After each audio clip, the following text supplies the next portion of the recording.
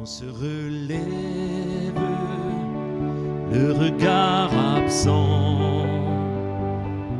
C'était une trêve, un si court instant. Les feuilles à terre rappellent ce moment éphémère comme le vent. Bienvenue à tous et à toutes pour cette dernière partie de ce voyage de ce psaume 133. Et j'aimerais bien sûr vous le relire. Voici, oh qu'il est agréable et qu'il est doux pour des frères de demeurer ensemble. C'est comme l'huile précieuse qui, répandue sur la tête, descend sur la barbe d'Aaron, qui descend sur le bord de ses vêtements. C'est comme la rosée de l'Hermon qui descend sur les montagnes de Sion, car c'est là que l'Éternel envoie la bénédiction, la vie pour l'éternité. Amen. Et l'huile continue. Elle continue son chemin. Elle nous dit, David, elle descend jusqu'au bord du vêtement d'Aaron. Ce n'est pas là une image étrange ou mystérieuse que David emploie, mais c'est simplement une référence aux franges rituelles que les Juifs faisaient sur le bord de leurs vêtements. Elles étaient appelées tzitzit. Le livre des Nombres d'ailleurs nous dit qu'elles sont là pour rappeler aux croyants les commandements de Dieu auxquels ils devaient obéir. Ce qui est en jeu maintenant, c'est donc l'obéissance à la volonté de Dieu, à la fidélité de Dieu. On voit en passant que cette obéissance à la foi n'est pas une chose première pour le psalmiste, car elle passe après la relation personnelle avec Dieu, après la foi du cœur. La loi, son obéissance, n'est pas une fin en soi, mais c'est la conclusion de notre relation à Dieu. Là encore, on en revient au Christ, qui résume la loi par un seul commandement, aimer son prochain. Voilà le message de l'Évangile. Vivre uni avec son frère, c'est ce qui donne la plénitude de toute notre vie, de notre relation à Dieu et de notre obéissance à sa parole. Et puis après l'huile va laisser la place à la rosée. Changement d'image. La communion fraternelle devient comme de la rosée. Dans ces pays semi-désertiques, la rosée est une véritable source de vie. L'eau est ainsi de même que l'huile une image de la présence de Dieu. Et c'est d'ailleurs cette symbolique que nous retrouvons dans nos églises pédobaptistes, dans le baptême lorsque nous mettons un peu d'eau sur la tête d'un enfant ou d'un adulte. C'est la présence de Dieu. Et là encore, nous nous retrouvons en mouvement. Cette rosée nous amène jusqu'au mont Sion. Ce mont Sion qui était le lieu du temple de Jérusalem. Le lieu qui symbolise la relation avec Dieu, qui symbolise notre foi. Ce psaume, lorsqu'on y prend attention, est en fait le résumé, on va dire, spirituel du texte de Paul sur l'amour. Plus de 1000 ans séparent David de Paul, et Dieu, lui, n'a pas changé. Il nous rappelle les mêmes priorités pour notre foi, l'amour de l'autre, de soi-même et de Dieu. C'est tout cela qui va être la base même de notre vie et de notre relation avec lui. La communion fraternelle, le fait de représenter une famille, voilà le ministère, le projet de Dieu pour le chrétien, pour le croyant et donc pour l'Église. Et l'Église, du coup, ne peut être autre chose que le lieu qui accueille, mais aussi qui redistribue cet amour. J'ai choisi ce psaume car je suis convaincu qu'aujourd'hui encore, c'est le projet de Dieu pour nous. Et c'est à nous aussi, à la fois, de le vivre comme une exigence personnelle, mais aussi c'est à nous de le réinventer chaque jour, quelles que soient les conditions dans lesquelles nous vivons. C'est loin d'être simple, c'est loin d'être facile, mais c'est l'enjeu, nous dit David, nous dit Paul, nous dit le Christ. C'est l'enjeu de notre vie, de notre relation avec Dieu. C'est là que nous recevrons pleinement la bénédiction de Dieu. Amen.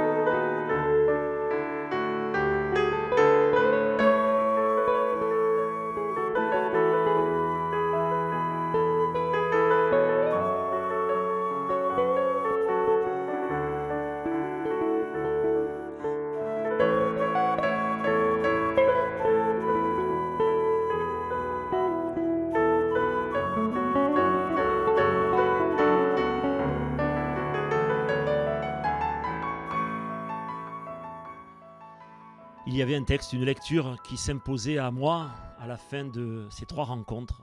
C'est simplement la lecture du chapitre 13 de la première épître aux Corinthiens.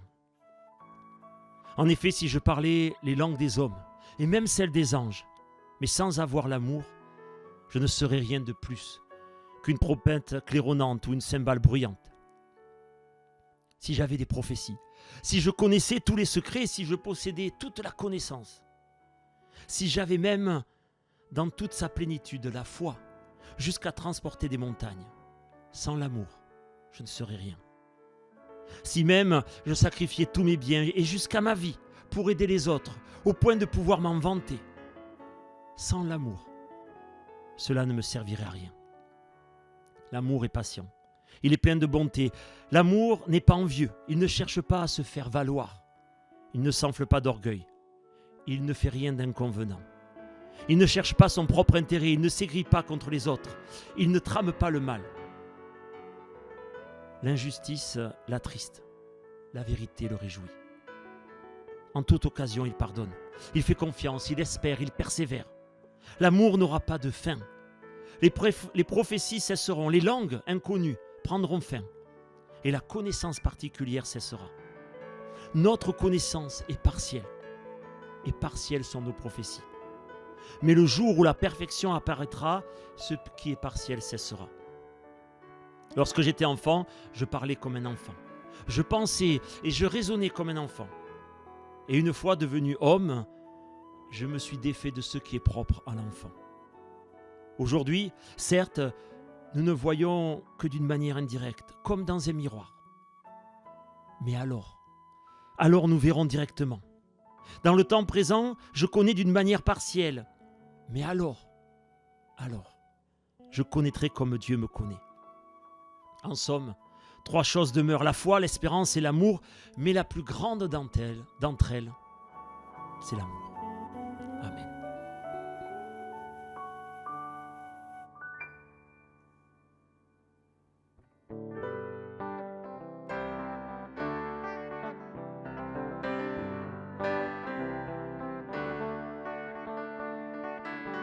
Soyez toujours dans la joie, priez. Soyez toujours dans la joie, chantez. N'éteignez pas l'esprit. Ne méprisez pas les prophéties. Que le Dieu de paix vous sanctifie pour la journée. Que la grâce de notre Seigneur soit sur vous à chaque heure. Soyez toujours dans la joie, priez. Soyez toujours dans la joie, chantez. À chaque instant, priez. Et les faibles, soutenez-les. Que le Dieu de paix vous sanctifie pour la journée. Que la grâce de notre Seigneur soit sur vous à chaque heure. Soyez toujours dans la joie, priez. Soyez toujours dans la joie, chantez. Soyez en paix entre vous. Exhortez, édifiez-vous. Soyez toujours dans la joie, priez. Soyez toujours dans la joie, chantez. N'éteignez pas l'esprit. Ne méprisez pas les prophéties. Soyez toujours dans la joie, priez. Soyez toujours dans la joie, chantez. N'éteignez pas l'esprit. Ne méprisez pas les prophéties. Soyez toujours dans la joie, priez.